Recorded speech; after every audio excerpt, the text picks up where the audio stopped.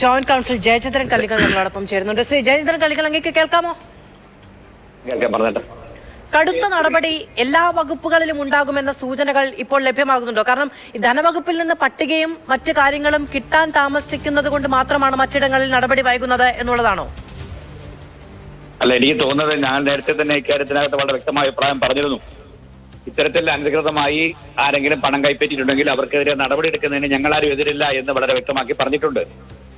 പക്ഷേ ഇതിനകത്ത് ഒരു വകുപ്പിലാണ് ഇങ്ങനെ ഒരു നടപടി 6 പേർക്കെതിരെ ഒരു നടപടി സ്വീകരിച്ചതായി കാണുന്നത്. അല്ല, ഇപ്പോൾ മൃഗസംരക്ഷണ വകുപ്പിലും 74 പേർക്കെതിരെ നടപടി ഉണ്ടായിട്ടുണ്ട്. എവിടെയാണ്? മൃഗസംരക്ഷണ വകുപ്പിൽ. അല്ല, നടപടി എന്ന് പറഞ്ഞാൽ ഇതൊരു സസ്പെൻഷൻ എന്ന് പറയുന്ന വലിയ നടപടിയിലേക്കാണ് ഇപ്പൊ സോയിൽ കൺസർവേഷൻ പോയതെന്ന് തോന്നുന്നു.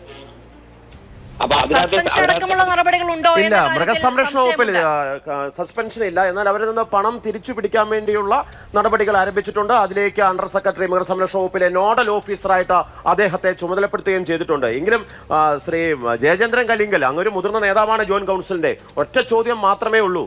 ഈ പണം കൈപ്പറ്റിയവർ മാത്രമായിരിക്കുമോ ഇതിനകത്തേക്ക് വരിക? ഇവരെ സഹായിച്ചവരില്ലേ? അവർക്കെതിരെ നടപടി വേണ്ടേ? അതാണ് ഞാൻ പറയാൻ പോകുന്നത്. ഇതിനകത്ത് ഈ സസ്പെൻഷൻ 1458 പേർക്കെതിരെ നടപടി എടുത്തത് ലഘൂകരിക്കാൻ കഴിയില്ല. ഇതിനകത്ത് ഉത്തരവാദികൾ ആരൊക്കെയാണ്? ഇതിനകത്ത് ഏതെങ്കിലും നേരത്തെ നമ്മൾ പറഞ്ഞതുപോലെ തദ്ദേശ സ്വയംഭരണ സ്ഥാപനങ്ങളുടെ വീഴ്ച ഉണ്ടോ? അതിന്റെ സമിതികൾക്ക് വീഴ്ച ഉണ്ടോ? ഇത്തരത്തിൽ ഈ കടന്നുകൂടിയവരിൽ ഏതെങ്കിലും സാധാരണ പാർട്ട് ടൈം സ്വീപ്പർമാർ ഉൾപ്പെടെയുള്ളവർ താൽക്കാലിക ജീവനക്കാരാണ് പെട്ടുപോയിട്ടുള്ളത്? അതിനകത്ത് ഉയർന്ന ഉദ്യോഗസ്ഥന്മാർ ഇപ്പോഴും രക്ഷപ്പെട്ടു പോയിട്ടുണ്ടോ? അപ്പൊ ഇത്തരം കാര്യങ്ങൾ ഒരു സമഗ്രമായ ഒരു അന്വേഷണം നടത്തി നടപടിയെടുക്കണമെന്ന് ഞങ്ങൾ ആദ്യം പോലെ ആവശ്യപ്പെട്ടു. ഇതിന്റെ എല്ലാ വശങ്ങളും പരിശോധിക്കണം.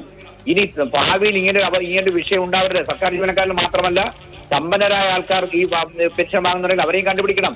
ഈ പട്ടിക ശുദ്ധീകരിക്കണം, ആകെ ശുദ്ധീകരിക്കണം.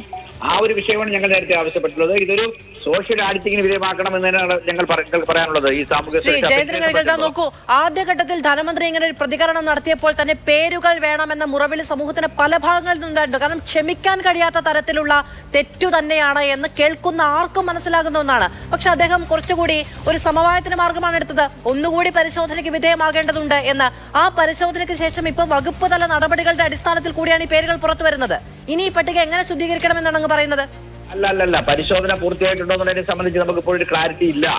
ഇപ്പൊ ഈ വകുപ്പുകൾ നടപടി എടുത്തെങ്കിലും അവർ നടത്തിയ നടപടികളെ സംബന്ധിച്ച് എനിക്ക് തോന്നുന്നത് അങ്ങനെ ഒരു പരിശോധന എല്ലാ അർത്ഥത്തിലും നടപടി പൂർത്തിയാക്കിയിട്ടാണോ സസ്പെൻഡ് ചെയ്യുന്ന അറിഞ്ഞുകൂടാ. എങ്കിൽ പിന്നെ എല്ലാ വകുപ്പുകളും ഒരേപോലെ നടപടി എടുക്കുമായിരുന്നല്ലോ. ഇത് ഒരു വകുപ്പ് മാത്രമാണ് ഈ നടപടി എടുത്തതായി നമ്മൾ കണ്ടത്. ബാക്കിയുള്ളവരെല്ലാം ആ പണം തിരിച്ചു പിടിക്കാനുള്ള നടപടികളായി മുന്നോട്ട് പോവുകയാണ്. ഞാൻ നേരത്തെ പറഞ്ഞു, ഈ പട്ടികയിൽ ഉൾപ്പെട്ടവരുടെ ഒരു സാഹചര്യം, സാമൂഹിക സാഹചര്യത്തിനെ സംബന്ധിച്ച് വിലയിരുത്തേണ്ടതുണ്ട്. അവർ ഏത് വിഭാഗത്തിൽപ്പെട്ടവരാണ് എന്നുള്ളതിനെ സംബന്ധിച്ച് കൃത്യമായി നമ്മൾ മനസ്സിലാക്കിയ വികലാംഗരും ഏറ്റവും അടിത്തട്ടിൽ പാർശ്വവൽക്കരിക്കപ്പെട്ടവരായ കുറച്ചു പേരാണ് ഇതിനകത്ത് ഉൾപ്പെട്ടതെന്നാണ് ആദ്യം കിട്ടിയ വിവരങ്ങൾ. ഇപ്പൊ സസ്പെൻഷനെ ഞങ്ങൾ എതിർക്കൊന്നുമില്ല. സസ്പെൻഷൻ നടന്നോട്ടെ, നടപടി നടന്നോട്ടെ. പക്ഷേ ഇതിനകത്ത് കൃത്യതയാർന്ന ഒരു അന്വേഷണം, കൂടുതൽ ഗഹനമായ അന്വേഷണം, സമഗ്രമായ അന്വേഷണം വേണമെന്ന് തന്നെയാണ് ഞങ്ങളുടെ അഭിപ്രായം. അല്ല, അങ്ങയുടെ നിലപാട് സ്വാഗതാർഹമാണ്, അത് ശരിയുമാണ്. അതായത് ഭിന്നശേഷിക്കാരും സ്വീപ്പർമാരും ഒക്കെ പെട്ടുപോയെന്ന് പറയുമ്പോഴും അതിന്റെ പിന്നിൽ പ്രവർത്തിച്ചവരെ കണ്ടെത്തണം എന്നുള്ളതാണ്.